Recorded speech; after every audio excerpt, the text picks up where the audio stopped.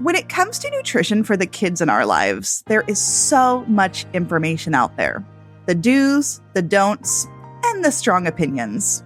Whether it's online or coming from the people in your everyday life, this all creates the question, how do we help little ones eat, grow, and thrive? Today, I am joined by Jennifer Anderson, who some of you know as Kids Eat in Color. A registered dietitian with a master's degree in public health, Jennifer has created an incredible body of work around children's nutrition. She is the perfect person for this conversation, especially because so much of her recent work has focused on helping caregivers understand what kids need most when it comes to nutrition. My hope is that by the end of this episode, you have all the tools you need to help sort through the next nutrition message that comes your way. As we begin this conversation, one of the main themes is learning to zoom out, and I mean really zoom out. When it comes to the well-being of the people we love, it's so easy to get caught up in the tiny details. And while that definitely comes from a good place, it's not always helpful. I also want to note that this episode is about understanding and applying a framework. So if you're someone who prefers a very clear list of do's and don'ts, parts of this might feel like a different approach. But I encourage you to stick with us because the beauty of a framework is that it's repeatable, flexible, and customizable.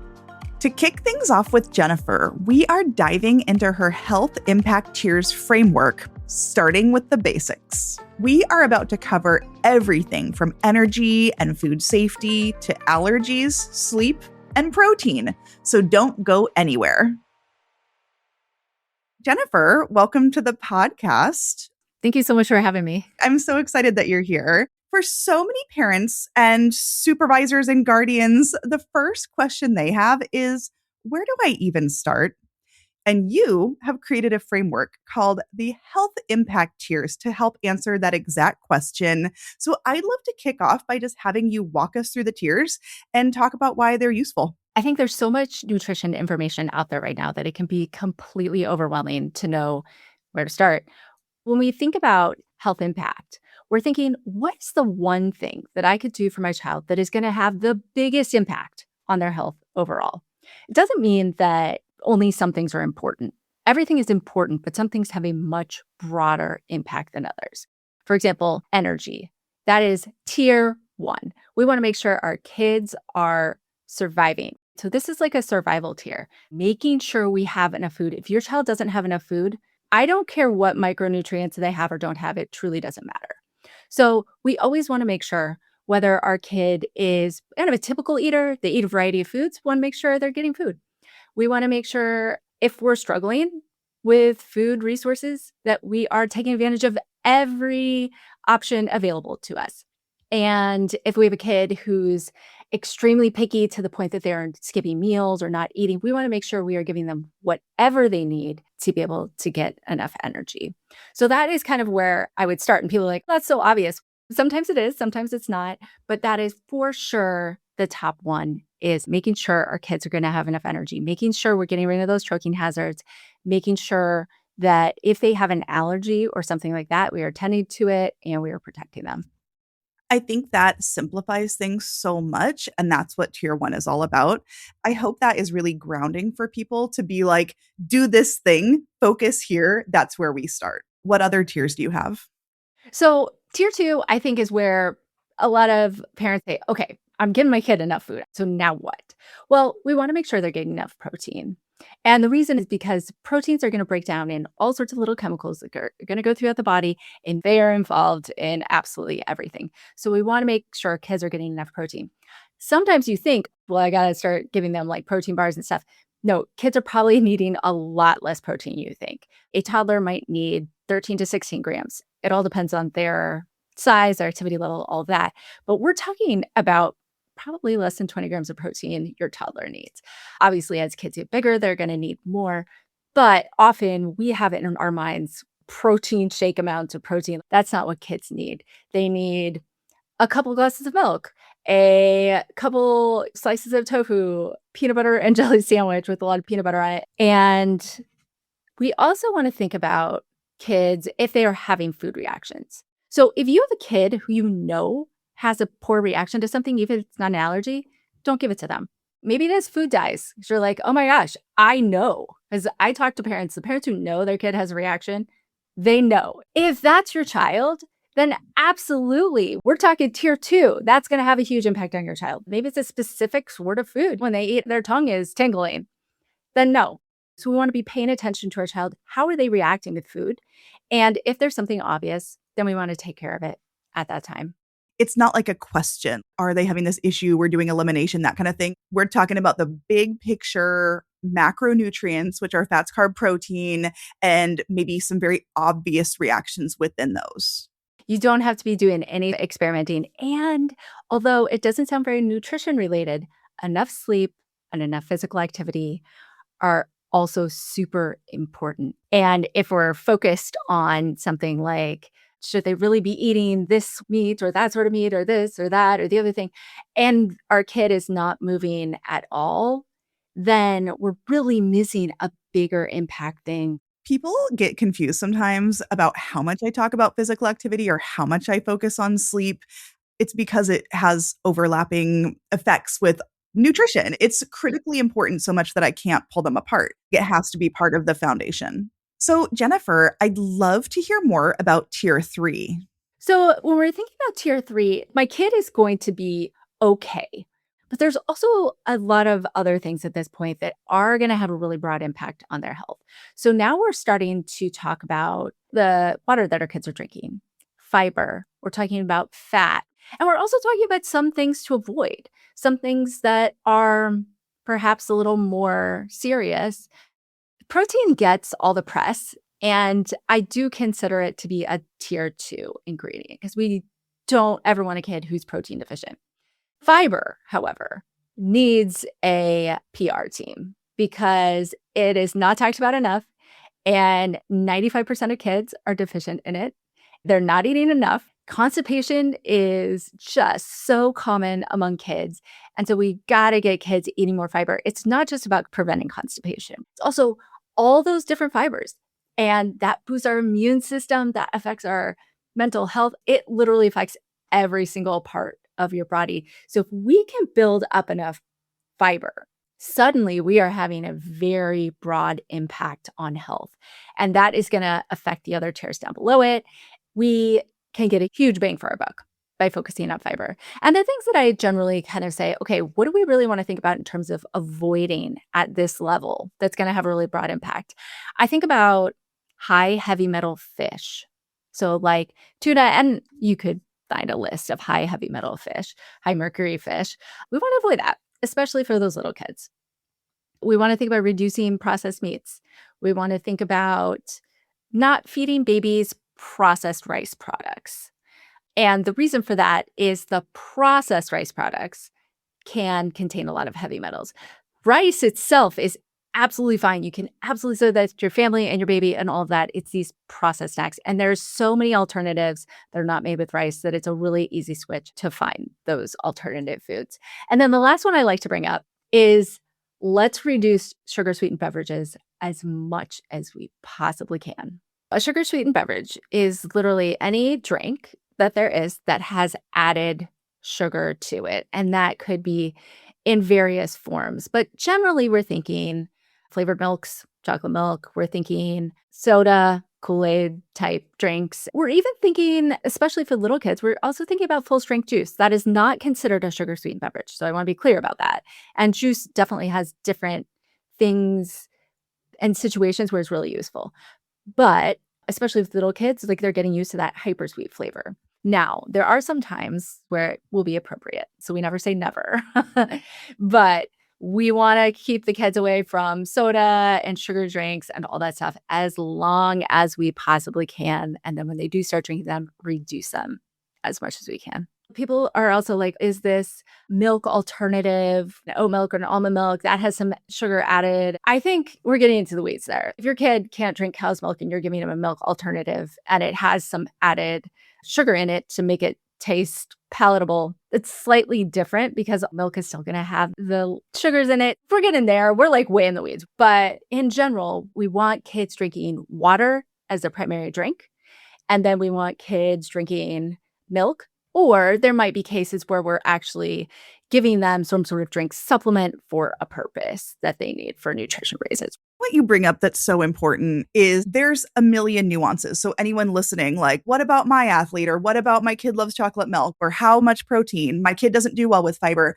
There's so many what ifs. And I think that it's absolutely critical to go to an expert, registered dietitian, to reach out to someone like yourself, because there's always a unique situation. And that's what nutrition is, because you're so good at pointing out we're looking at the big picture here. Right. And that is one of the reasons that I've come up with these tiers and written about them in my book is I'm not going to be there for you every single time. So how can you look at the big picture yourself and think, gosh, I don't know if my kid is affected by a red 40. Should I be worried about this? But then you can also step back and you can look at this list and say, okay, right now my kid is not eating enough fiber.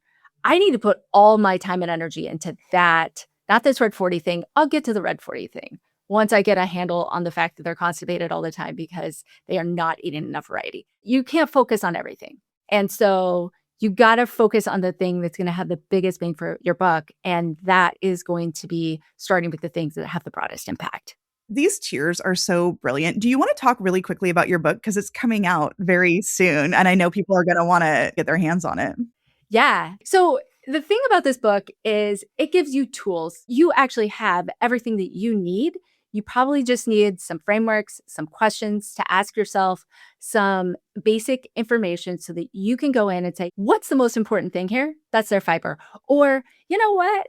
This person is telling me all this scary information and it is so sensational. So learn some techniques, learn some tools, and then you can make your own decisions. You can actually feel confident because as a parent, I feel like often my confidence is constantly being taken away by headlines or what other people are saying online or videos of people giving advice or all this stuff. Confidence is constantly being stripped away from us. And the purpose of this book is to give you your confidence back because you can do it and you have something nobody else has. And that's a really deep understanding of your child.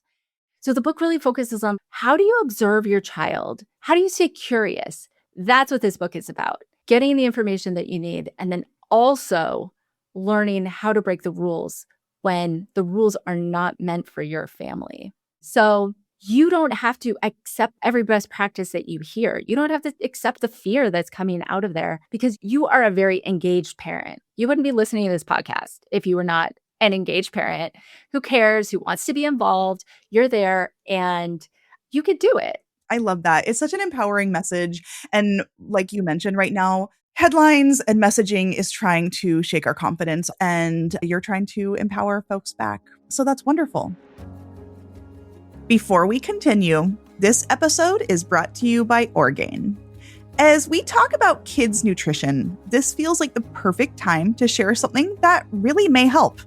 Orgain's lineup of kids' nutrition protein shakes makes it easier to enjoy protein in a way that's both convenient and delicious.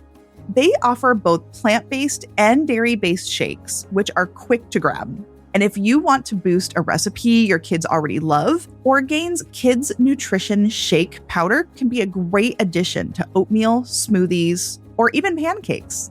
These offer 8 grams of protein, 3 to 4 grams of fiber, and 22 to 23 vitamins and minerals per serving.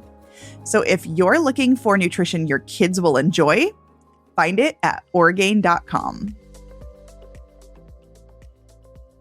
Jennifer is so clear in her messaging, and I am very here for it. This conversation really comes back to one simple question: what has the broadest possible impact? When you use that lens, so many decisions become easier to make. It's often not helpful to worry first about dyes or additives if the child you're caring for is not even getting enough nutrients to begin with.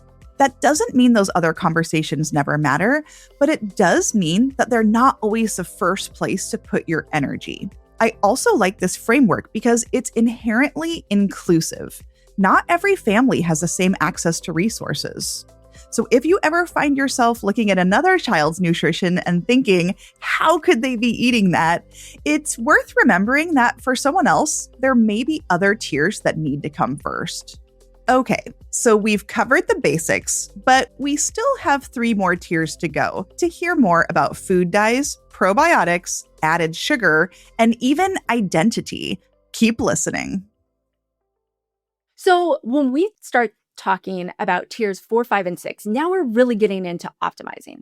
How do I make sure my kid is getting every little thing that they need? So in tier 4, we're talking about variety. If our kids are always eating the same thing, they might be okay. But if we want to optimize that a little bit, we want them eating a wider variety of foods. Micronutrients. We want to make sure they don't have vitamin D deficiency. We want to make sure they are getting all their nutrients. In some cases, you may decide, you know what? I think they might need a multivitamin. I don't usually recommend those because they're not very specific and things like that, but they do come into the conversation just after we've taken care of the basics. And then we also talk about added sugars, added sodium, and added saturated fat. Now let's talk a little bit about added sugars in general. How much candy is my kid eating? How much sugary cereal are they eating? How much flavored yogurt?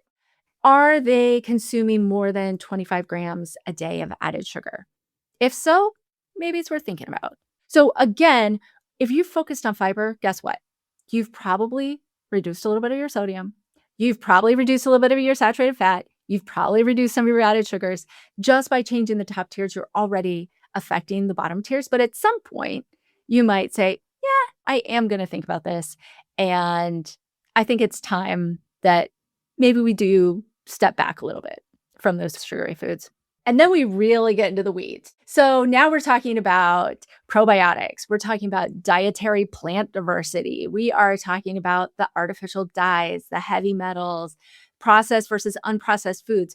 Again, it doesn't mean these aren't important. It doesn't mean that they won't affect your child's health, but it does mean they are not going to have the broadest impact on your child's health, hands down. Now, I do like to bring up one thing when we're talking about this tier, when we're talking about fine tuning, and that is you might not know. You might just be really curious. I wonder, are food dyes affecting my child? Don't wonder. Do a test. Feed them normally for 2 weeks. Take some notes. Take it completely out of their diet for a couple of weeks. You take notes, but also have someone take notes who isn't part of your family, who doesn't know that you've taken diet out, right? Now we're getting an external observer. That is going to be so helpful. Add it back in for 2 weeks, see what happens, and then do it again. You're going to have 2 sets of data. You'll be able to actually compare it, and you're going to be able to say, you know what? I didn't actually notice anything. Or, oh my gosh, it was totally life-changing. Especially if you're that external person, maybe a teacher, a relative, friend, whatever. Gosh, your child really changed in the past 2 weeks. Or no, I didn't notice any difference.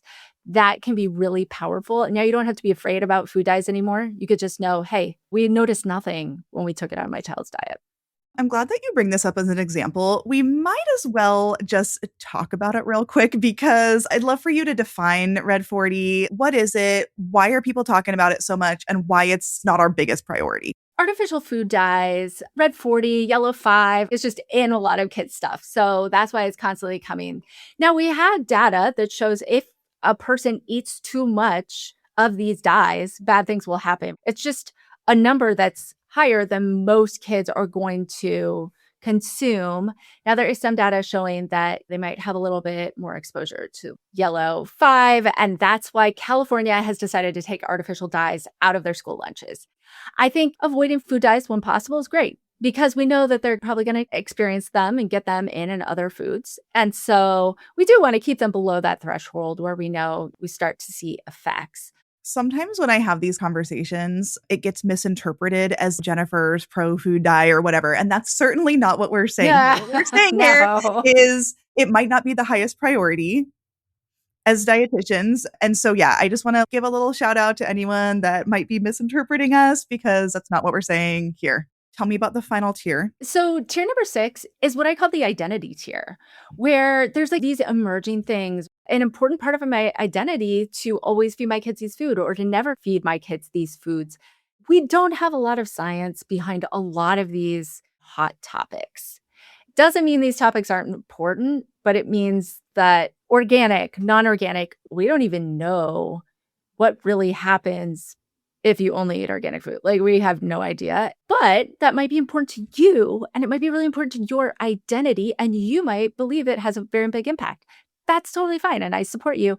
But that's also why it's in tier 6, where we're like, this may or may not have a broad impact on your child, and it's certainly not going to have as broad of an impact as all of the other things that we've talked about.